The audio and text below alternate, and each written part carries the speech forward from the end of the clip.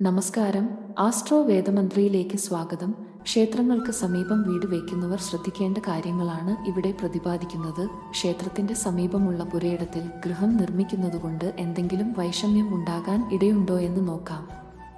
ക്ഷേത്രങ്ങളിലെ ദേവന്മാരെ പ്രധാനമായും രണ്ടായി തരംതിരിക്കാം: ഉഗ്രദേവന്മാരും സൗമ്യദേവന്മാരും.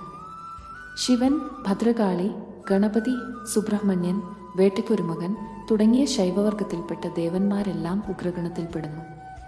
മഹാവിഷ്ണു, ദുർഗാ ഭഗവതി, ശ്രീരാമൻ, ശ്രീകൃഷ്ണൻ തുടങ്ങിയ വൈഷ്ണവ ദേവന്മാരെല്ലാം സൗമ്യവർഗത്തിൽപ്പെടുന്നു. ഉഗ്രദേവന്മാരുടെ മുന്നിലും വലതുഭാഗത്തും ഗൃഹനിർമ്മിതി പാടില്ല. അതുപോലെ സൗമ്യദേവന്മാരുടെ ഇടതുഭാഗത്തും പിന്നിലും ഗൃഹം പണിയുവാൻ പാടില്ല.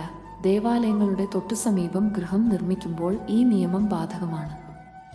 അതുപോലെ ക്ഷേത്രത്തെക്കാൾ ഉയരത്തിൽ ക്ഷേത്രസമീപം ഗൃഹനിർമ്മിതി പാടില്ല എന്നും വാസ്തുശാസ്ത്രം പറയുന്നു. അങ്ങനെ നിർമ്മിക്കുന്ന വീടുകളിൽ പലതരത്തിലുള്ള കുഴപ്പങ്ങളും സംഭവിക്കും.